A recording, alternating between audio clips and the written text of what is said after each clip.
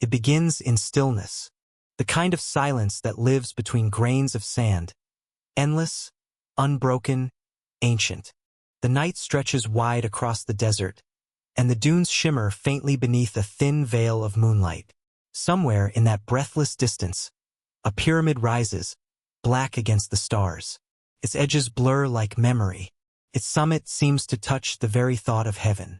The wind moves softly along its face, whispering not in words but in tones, long, low, and harmonic, like the desert itself is exhaling.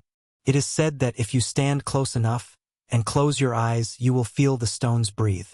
Those who have walked these sands at night speak of the air vibrating faintly beneath their feet, of a hum that seems to come from within the ground. Some call it the echo of the earth cooling after the day's heat, others, the song of something much older. For beneath the pyramid's vast shadow, there lies a chamber, sealed by time yet awake in silence. Its walls, they say, still pulse with the rhythm of a power that once made the impossible seem effortless. A force that raised monuments, carved symmetry from chaos, and aligned stone with the stars. The ancients called it the Great Breath. Hieroglyphs deep in the pyramid's inner passages whisper of it. They tell of a power that flowed through all things, invisible, sacred, eternal. It was said to rise and fall with the tides of the moon, to move the desert winds and the blood in the human heart alike. The priests of old believed this breath was the soul of creation, neither god nor element, but the space between both. When the first explorers crawled through these hidden corridors by flickering torchlight, they described a sensation impossible to name. The flame would bend without wind. The dust would lift and drift in perfect spirals, as though drawn upward by an unseen hand. Some felt their heartbeat slow to match the faint vibration in the walls. Others swore they heard a sound, not loud, not clear, but constant, like the low note of a forgotten instrument resonating through stone. Perhaps it was illusion, or perhaps the illusion was everything else. The ancient builders knew harmony not as metaphor, but as architecture. The very shape of the pyramid, its angles, its proportions, its exact alignment to the stars of Orion, speaks of a science that was also prayer. In the language of stone, the ancients wrote music. The air within the chambers was not still. It was tuned. Measurements taken in the king's chamber reveal a frequency, a natural resonance that hums near the same pitch as the human heartbeat. When sound meets symmetry, the world itself begins to vibrate in unison. Could it be that what we call monument was once instrument? That beneath these tons of limestone lies not a tomb, but a tuning fork for the cosmos?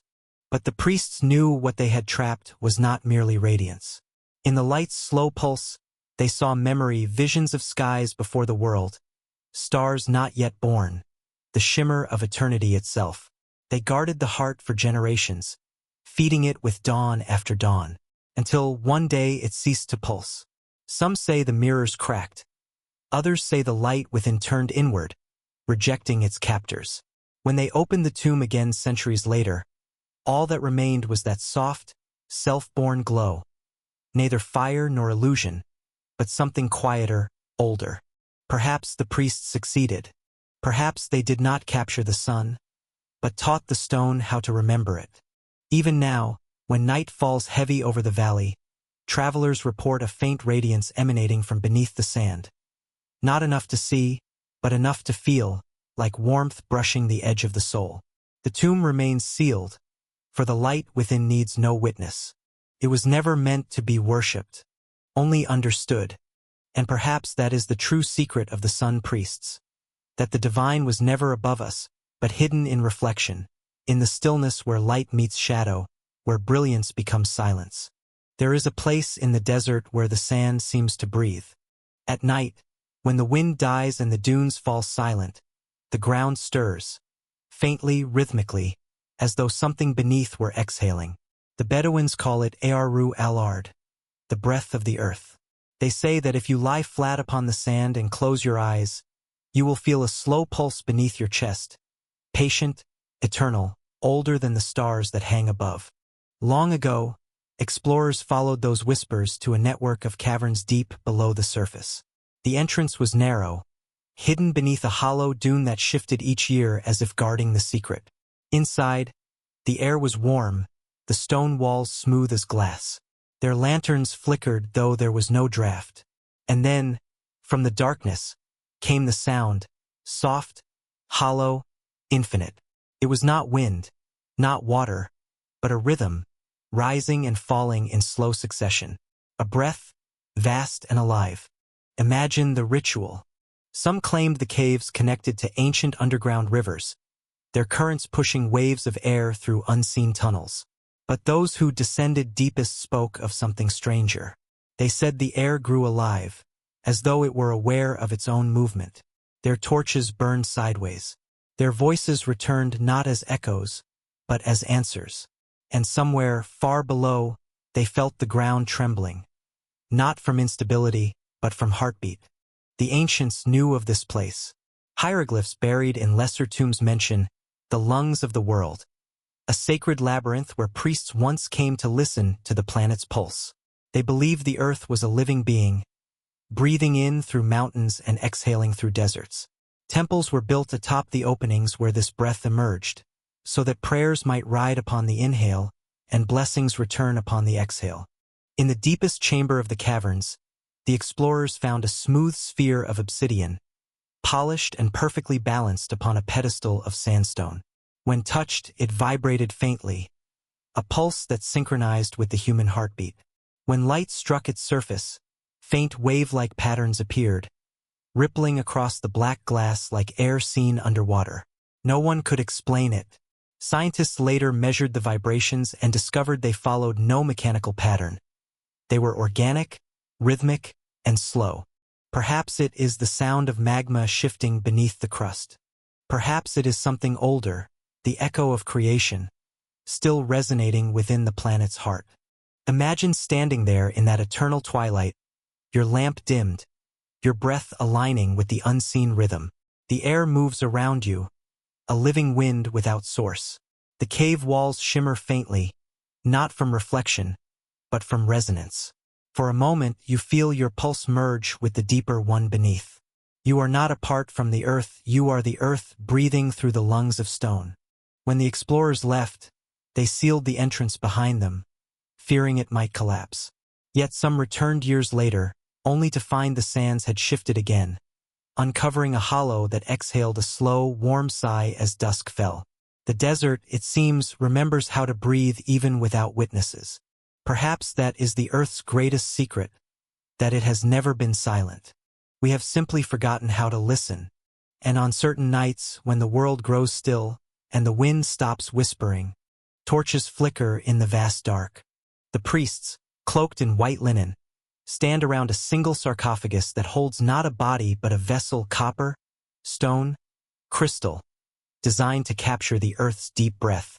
They chant in tones that match the chamber's hum, voices weaving with the vibration until all boundaries blur. For a moment, the air thickens, the walls shimmer faintly, and something moves, not outward, but inward, as if space itself is inhaling. You can feel it again, the slow inhale of a living planet, the ancient breath beneath all sound. They say there is a tomb in the western desert that refuses to stay sealed. Its doors have been shut 100 times, its stones pressed into place, its entrance buried by sand. Yet by dawn it stands open again. The wind cannot move such weight. No human dares. And still, every night, the earth exhales and the passage breathes. The locals call it the tomb that never sleeps. By day it looks ordinary. 2 pillars, a lintel carved with faint symbols, half swallowed by time. But those who have entered tell of strange harmonies within. Each footstep awakens an echo that returns delayed, as though traveling through a tunnel of dreams. The air tastes metallic. Torches flicker blue. Inscriptions crawl along the walls, faintly luminous. Hieroglyphs that appear only in darkness, written not in pigment but in light itself. The earliest explorers thought it a royal crypt unfinished. Yet among the markings, no cartouche names a king, no mention of death, no ritual of passage. Instead, the texts speak of the chamber of continuance, a place not for the dead but for the living who sought to commune with eternity. The gate that opens itself, one line reads, "For that which it holds cannot be contained." At the center lies a sarcophagus of basalt, smooth and bare. Inside, no remains, only dust that moves as if breathing. When instruments were placed beside it, they recorded faint vibrations, a slow rhythm of expansion and release. One heartbeat every few minutes. One inhale, one exhale, then stillness again. Some say the priests who built this place were not burying a body, but preserving a frequency, a tone so sacred it was said to keep the world aligned. They carved the chamber with perfect symmetry, tuned each wall to resonate at the same pitch, and sealed it so the sound would never escape. But sound is alive, and living things cannot be confined. So the tomb reopens, not to reveal but to breathe. When night falls, the desert grows cold and still. Then, from beneath the sand, a vibration begins. A low hum that feels more than heard, like the distant song of stone remembering its purpose. The doors tremble, then slowly part, releasing a wave of warm air. Some say they've heard a voice within that hum, not speaking but vibrating words into the body rather than the ear. The ancient texts warn, "Enter not with fear, for fear makes sound heavy." Those who entered in silence claimed they saw light coiling through the dark, like smoke turned to gold. Some felt lifted from the ground, their hearts slowing to match the chamber's rhythm. When they emerged, their eyes glowed faintly for days, as if they had glimpsed the vibration behind creation itself. And then silence. Scientists later found quartz woven into the basalt, its crystals arranged deliberately, amplifying frequencies. A natural mechanism, perhaps, or an ancient design to store the echo of the planet.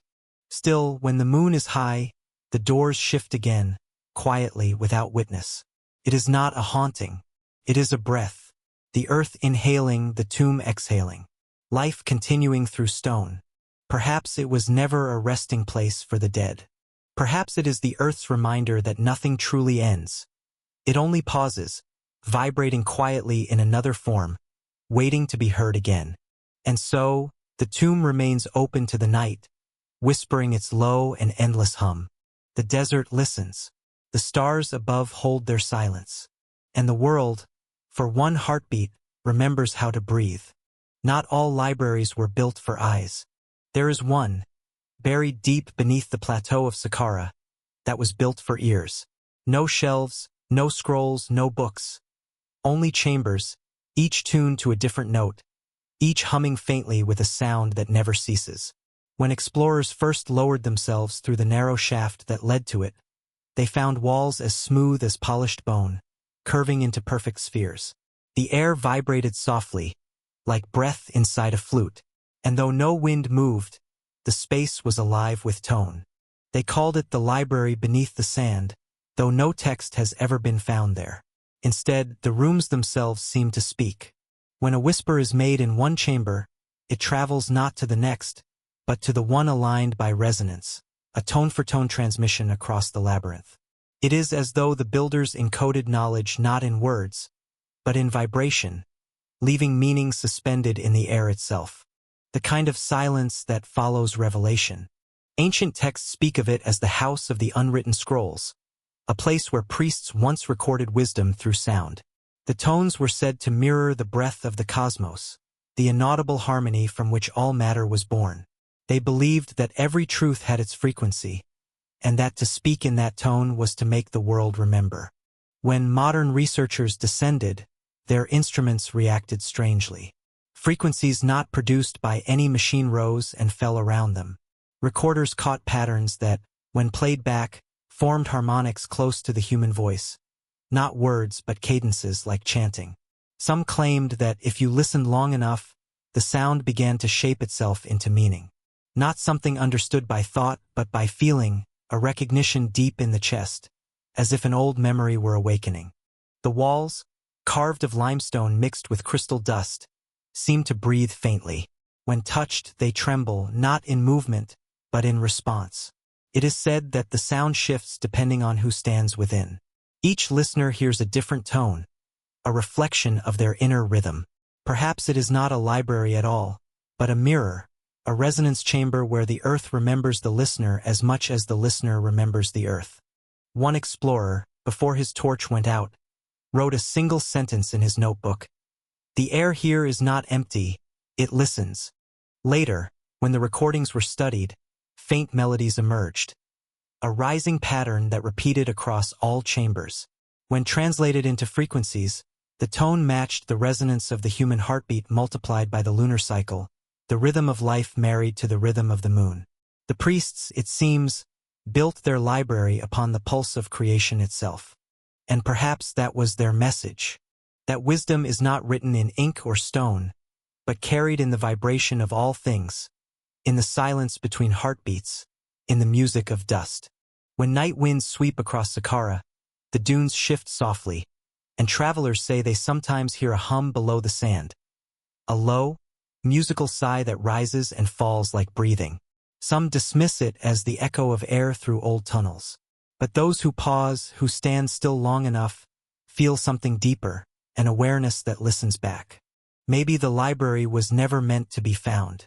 Maybe it is still speaking, quietly, beneath the world.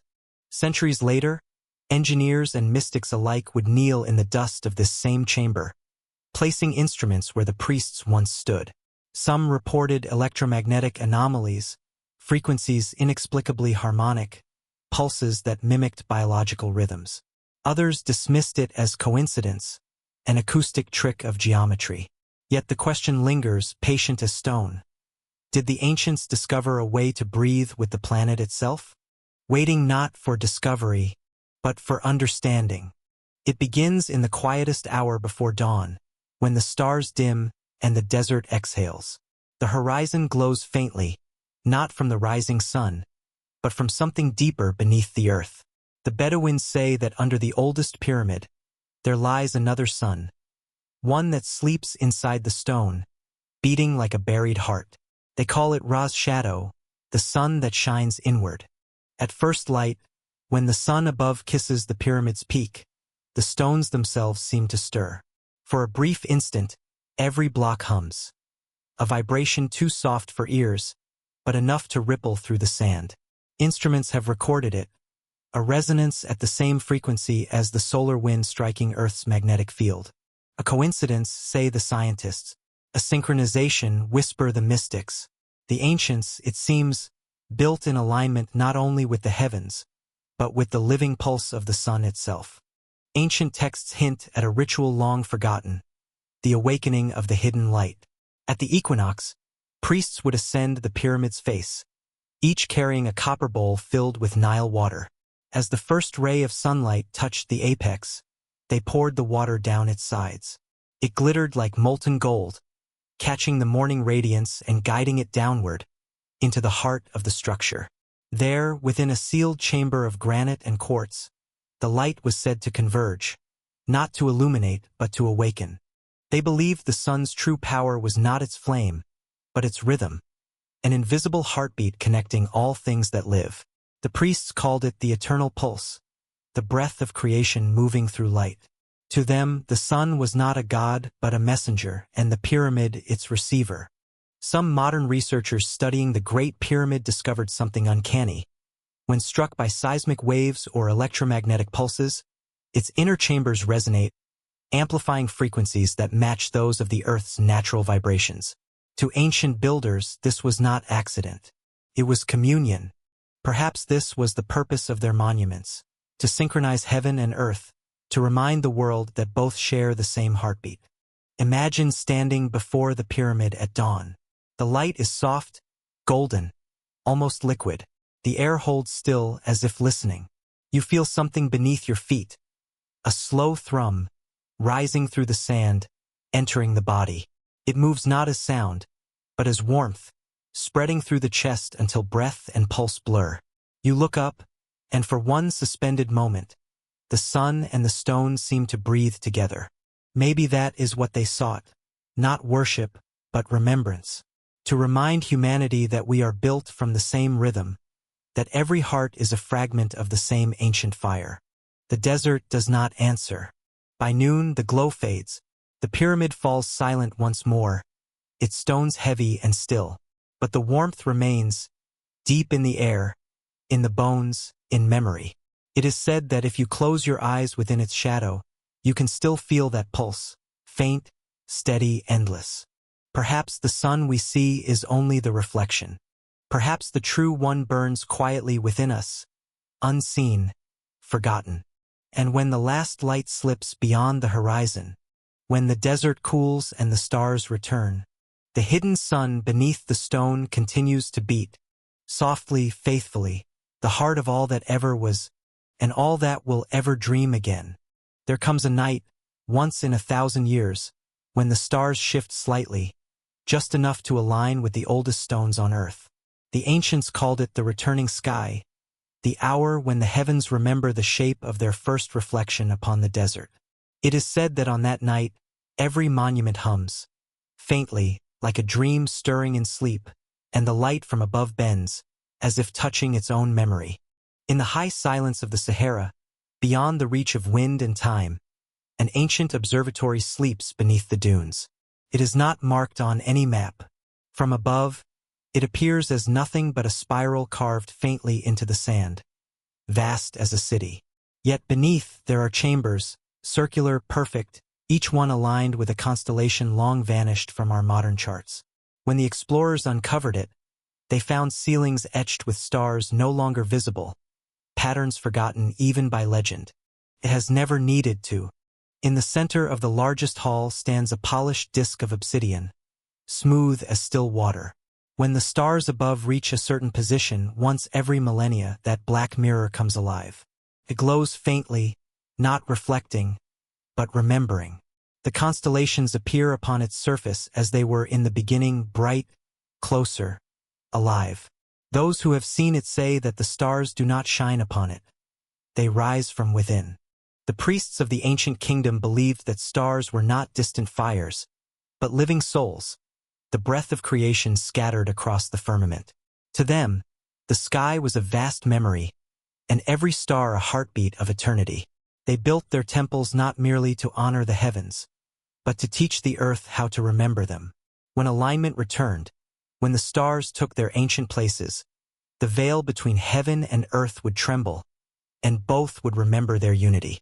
Imagine that night, the desert utterly still, the pyramids casting no shadows. The sky turns liquid, flowing, stars shimmering closer, pulsing faintly in rhythm. A low vibration rolls through the sand, soft as the sigh of the planet itself. The air becomes thick with unseen light, gold and violet intertwined. Time folds. For a moment, the heavens seem to inhale, and every stone, every grain of dust, breathes with them. Those who stood there wrote of visions. They saw the earth from above, glowing like a single vast heartbeat. They saw the stars bend closer, whispering to the ground. And in that whisper, they heard a truth too simple to be spoken, that memory is not a thing the universe keeps, but what the universe is. When dawn arrived, the glow faded. The disk returned to black, the constellations to their scattered silence. The wind resumed its endless song, and the desert covered the spiral once more.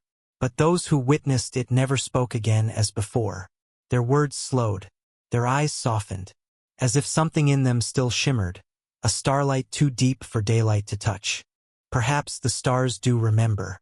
Perhaps every 1,000 years, they return not for us, but for themselves, to recall who they once were, and what they once illuminated.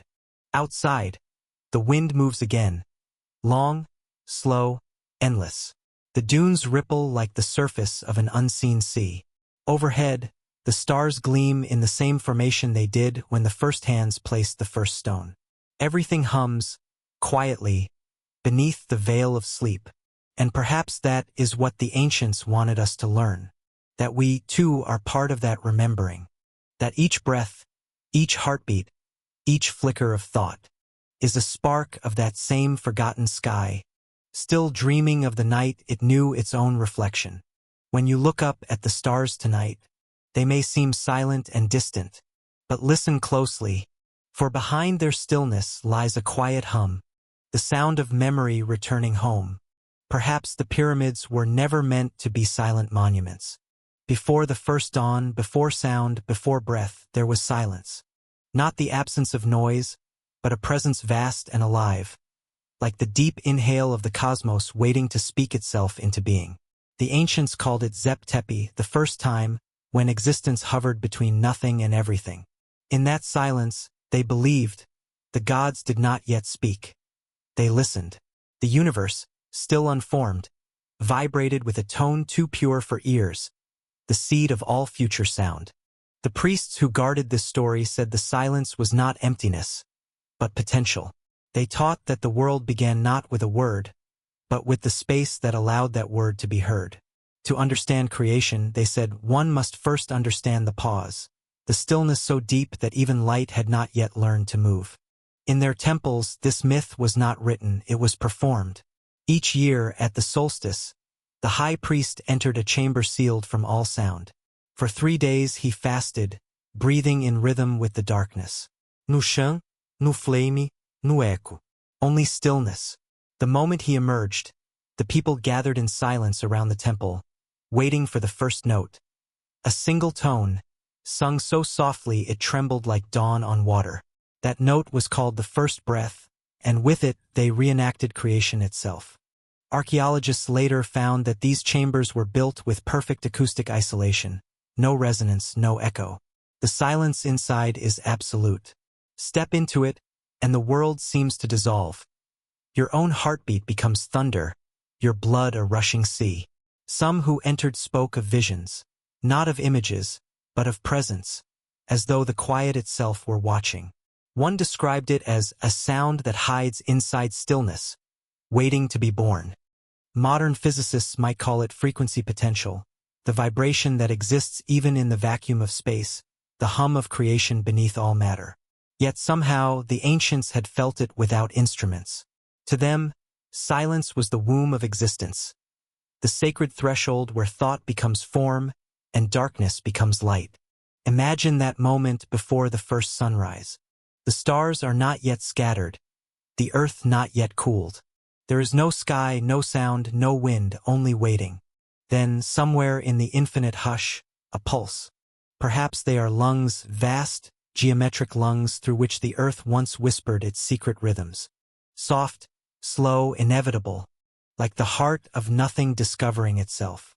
That pulse expands, becomes rhythm, then vibration, then light. The silence births its own voice, and the universe exhales. Galaxies unfold like notes from an endless hymn, and every world begins its song. Perhaps creation is not a single event, but an ongoing breathing. The universe eternally inhaling and exhaling, eternally remembering its first silence. And perhaps, when we close our eyes and listen to the stillness between heartbeats, we return, for an instant, to that first hush, to that vast and luminous pause before everything began. When the priests ended their solstice ritual, they did not speak for hours. They would step outside, watch the horizon glow, and bow their heads, not in worship, in recognition.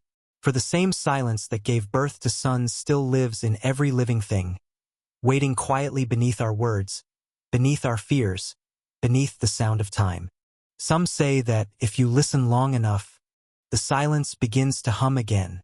Perhaps every grain of sand still carries a fragment of that forgotten exhalation, waiting for one who will pause long enough to hear it. A soft, eternal vibration, the echo of the moment before the world awoke.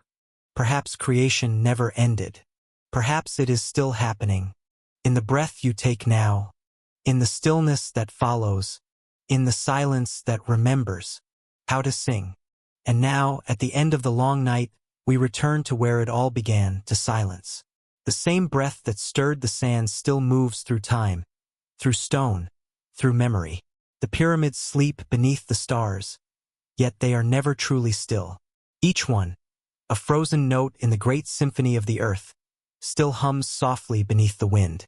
You cannot hear it in the day, but at night, if you are very quiet, the desert sings. All the mysteries, the chambers that breathe, the temples that sang, the cities that glowed, the stones that remembered, were never separate stories. They were verses of one song, a hymn written not by hands, but by harmony.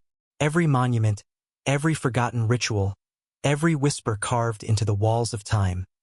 All of it was built upon the same unseen pulse, the breath beneath the stone. And if you listen closely, in the hush between heartbeats, in the breath between thoughts, perhaps the ancients were never trying to leave messages for us.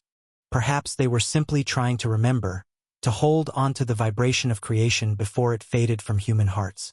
The great breath, the eternal hum, the soundless rhythm that moves through everything. They called it divine, but maybe it is far simpler than that. Maybe it is the same pulse that beats in our veins, the same warmth that flickers behind every thought, the same silence that waits beneath every sound. Imagine the earth from far above, turning slowly beneath the stars. You see oceans breathing in tides, mountains exhaling in mist, forests swaying to rhythms they do not question. The planet is not silent. It is singing, always singing, but its music is too vast, too slow, for us to hear all at once. So it gives us fragments, a hum through stone, a tremor in the sand, a sigh of wind through a broken archway. That is how the earth speaks, in patience. And we, if we are still enough, can listen. The explorers sought lost cities. The priests sought eternity. But all of them, knowingly or not, were searching for the same thing. The remembrance of connection. The moment when the self dissolves, and everything breathes as one. The moment when silence and sound meet and recognize each other again. That is where history ends and dream begins. For every age, every civilization, every fleeting empire eventually returns to dust. But dust, too, remembers the song. It moves with the wind. It settles in rivers. It whispers through the hollow places of the world. Nothing is ever lost, it only changes key. And perhaps that is what this journey has been. You may hear it too. Not a story about the past, but a slow remembering of the present, a realization that we have never been separate from the ancient or the divine. The breath of the earth moves through us as surely as it moved through those who carved stone under the same sky thousands of years ago. So when you close your eyes tonight, do not imagine endings. Imagine only the soft rhythm beneath the silence, the pulse that rises and falls within your chest. That is the same breath that shaped the pyramids, that lifted the voices of temples, that sang the stars into their places. You are part of it. You always were. The ancients did not build to reach the heavens. They built to remind the heavens of themselves. And we, in listening, remind the earth of its own heartbeat. The night deepens. The sand cools. Somewhere far away, a single note trembles beneath the horizon. The last echo of the great song, fading not into silence, but into sleep. Perhaps this is how the story ends. Or perhaps it never ends at all. For the universe still breathes. The stones still hum. The slow, sacred rhythm beneath all things. And the forgotten sun still pulses quietly within the earth, waiting for another dawn to rise through its memory. It is all one rhythm: life, death, creation, return. The dream beneath all things. And if you listen closely enough, you will hear it too. The earth, breathing. The stars, remembering. And you, at last, breathing with them. The breath beneath the stone. Night falls upon an ancient monastery tucked deep within the sands. Its walls worn by centuries of breath and prayer. In a candlelit chamber, an old scholar leans over a sheet of parchment so fragile it seems woven from dust itself. Upon it, faint golden lines shimmer like veins of light beneath translucent skin. It is not a map of kingdoms or rivers, but of currents, invisible pathways said to flow beneath the earth's crust. He runs a trembling finger along one of the lines, and the candle flame bends, as if in acknowledgement.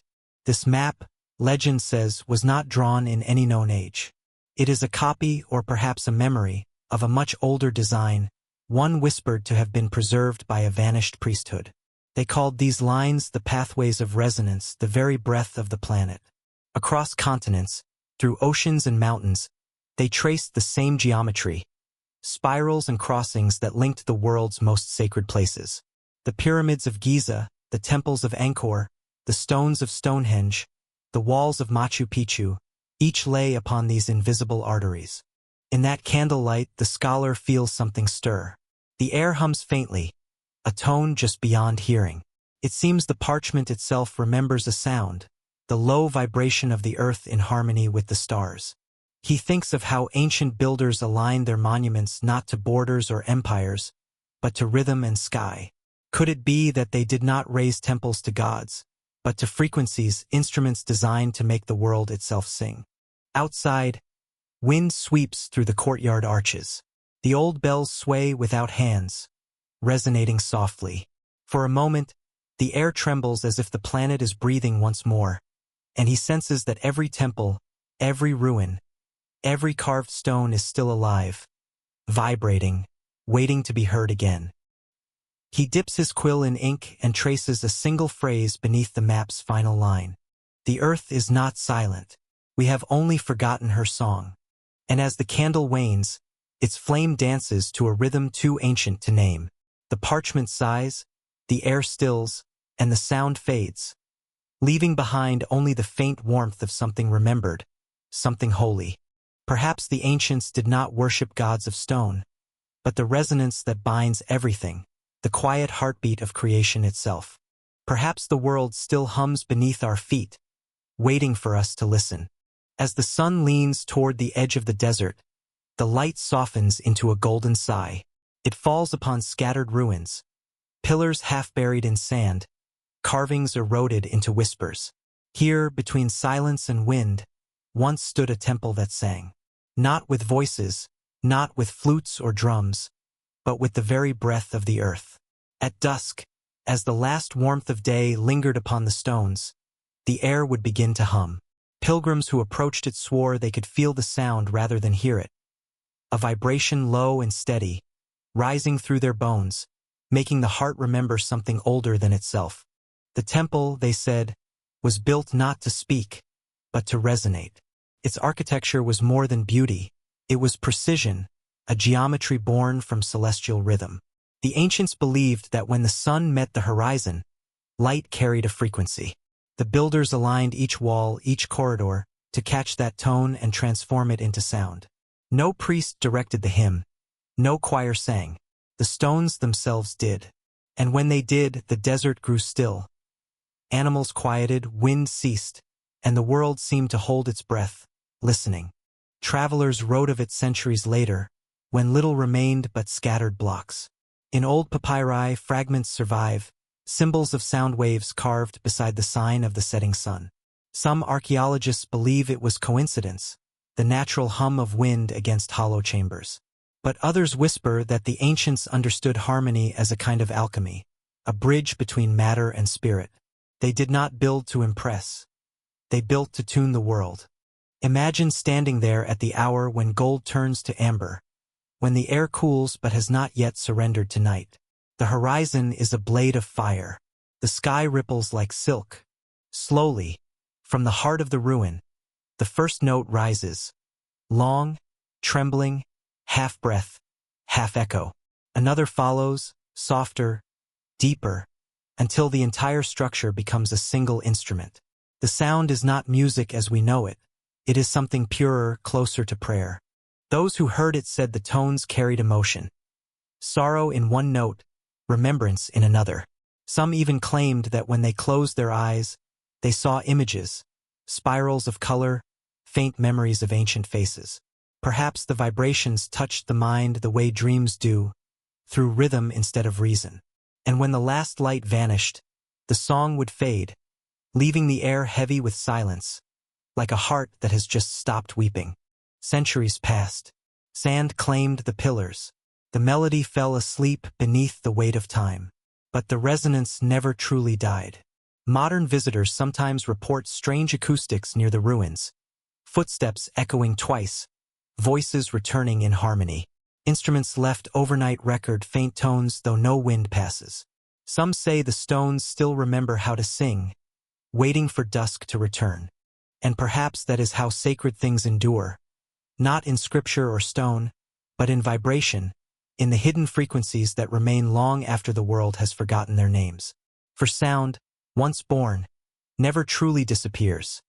It travels endlessly through air, through matter, through memory.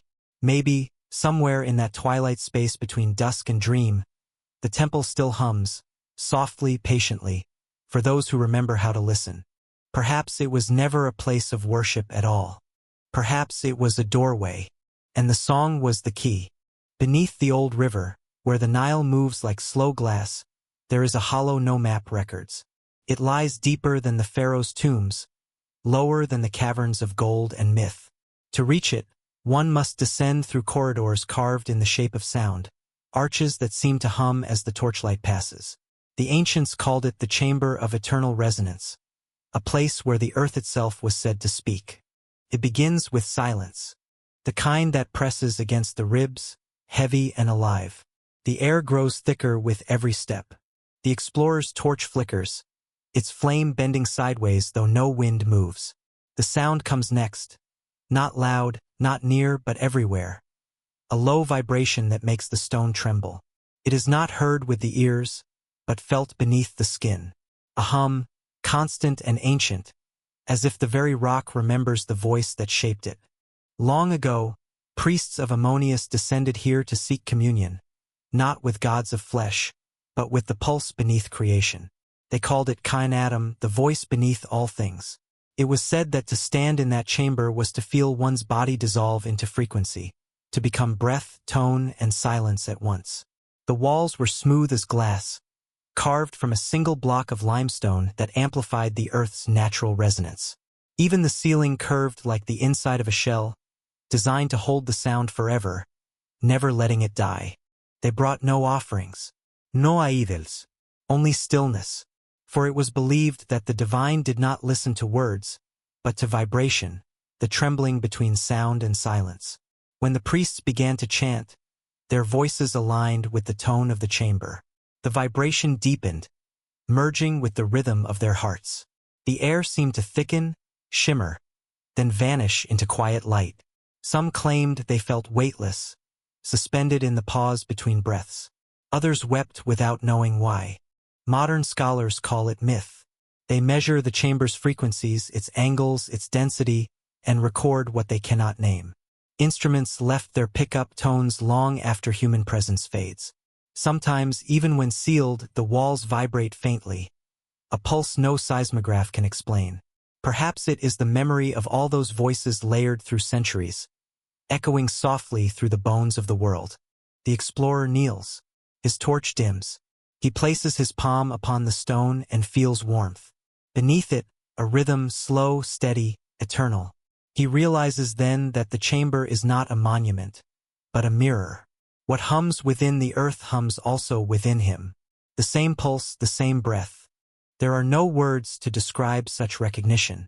Only stillness, only awe.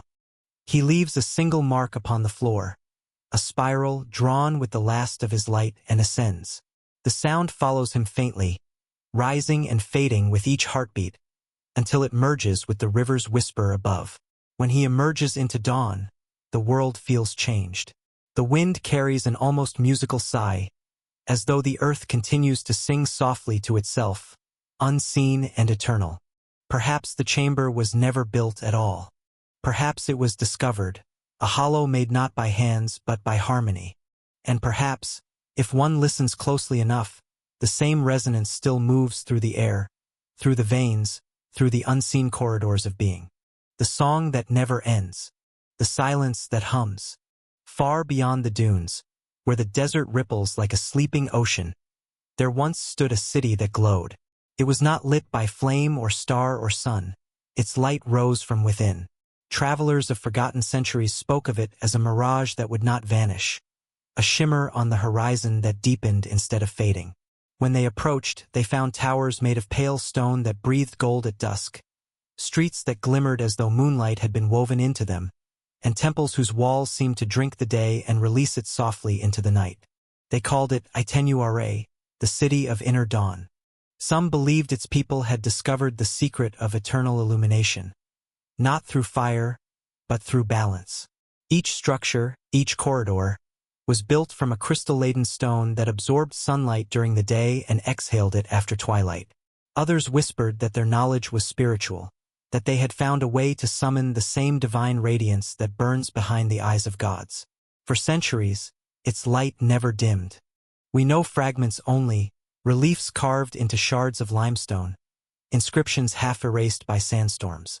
They tell of the mirrors of breath, immense polished discs once arranged upon the city's highest terrace. At sunset, the discs would tilt as if by unseen hands, catching the final rays of the sun and focusing them toward the temple at the city's heart. There, priests of light stood in silence, letting the glow wash over their faces until every outline dissolved. To them, illumination was not a metaphor, it was an act of remembrance. But balance, even sacred, is fragile. One fragment speaks of a day when the mirrors faltered, a misalignment so small it would have escaped the eyes of men. The focused light struck not the central altar but the stone beneath it. A tremor followed, faint at first, then vast. The glow grew brighter, unbearably so, as though the sun itself had descended in fury. When the desert winds rose again, the city was gone. Only glass remained, sand melted into green crystal, scattered like tears. In the centuries that followed, nomads told stories of faint lights flickering beneath the dunes. Sometimes, after dusk, a faint hum would rise, soft, unearthly, echoing through the air. Scientists who studied the sands around that region found traces of minerals fused at impossible temperatures, as if lightning had struck from below. Others found geometric shadows beneath the ground that defied natural formation. Perhaps the city's light never truly died. Perhaps it sank, buried, inverted, still breathing faintly through the desert floor. When the wind falls silent, one can almost sense it, a soft pulse underfoot, like the slow heartbeat of something still alive. And if you close your eyes, the darkness around you begins to shimmer, faintly gold. Not bright, not harsh, but gentle, as though the earth itself remembers. Maybe the city was never destroyed. Maybe it simply turned inward, its light folding into the heart of the world, where it continues to burn unseen. For nothing luminous is ever truly lost. It only learns to shine more quietly. And if you listen long enough to the hush between the dunes, you might feel it, the warmth of a city still dreaming beneath the sand. In a forgotten gallery of an old museum, a single block of granite rests behind glass. It is unmarked, unpolished, quiet. Most who pass it do not look twice. Yet under the surface of that still stone, there is something waiting, a hum so faint it borders on silence. When struck, it produces a tone too pure to be accident, too deep to be coincidence. It is the sound of memory, carved in mineral form. No inscription explains its purpose, but ancient records speak of stones that were taught to remember, altars that absorbed voices, walls that captured chants, pillars that held the resonance of sacred ceremonies long after the people who built them had turned to dust. The ancients knew that sound could leave an imprint, the way wind leaves its path upon sand. Every vibration is a mark, every note a carving invisible to the eye but not to the heart. This stone, they say, came from a ruined temple in the Theban desert. Its surface bears faint concentric ripples, rings like those formed by a drop of water upon a still pool. Under magnification, the patterns reveal microscopic fractures arranged in spirals, as though struck by a sound rather than a tool. Some physicists call it coincidence. Others suspect the impossible, that the stone was once part of an instrument vast as a hall, one that sang the harmonics of the earth itself. Imagine standing before it as a priest of that age. The air heavy with incense, torches flickering low. Around you hundreds of stones, each tuned to a single tone.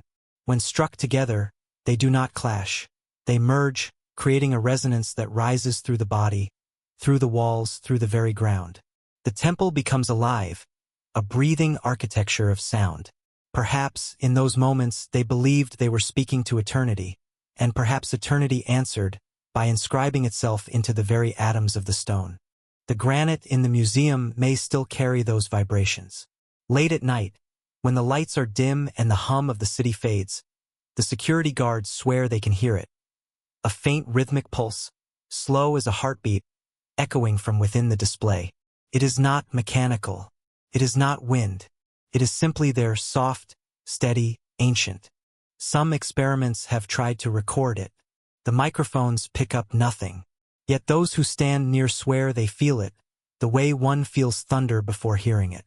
One scholar suggested that perhaps the vibration is not external but internal, that the stone awakens not the air, but the memory in those who listen. And that may be its true purpose, to remind us that memory does not belong only to flesh and thought, but to the matter that endures, that the world, too, remembers.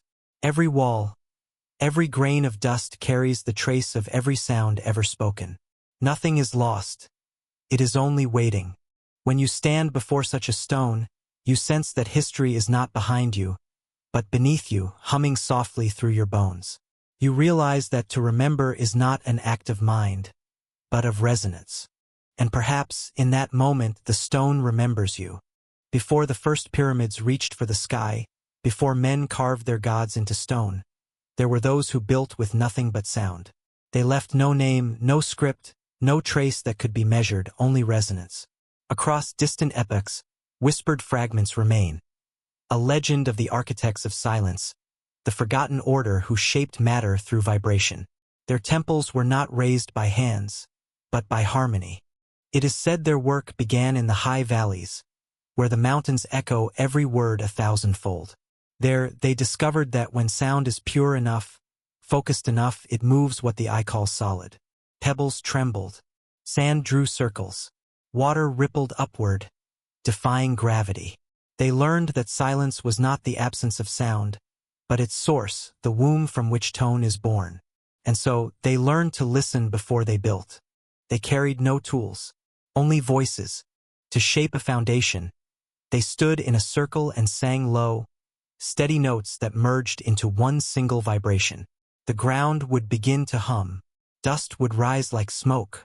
Slowly, the stones themselves would quiver, lifting slightly, as if remembering their own origin.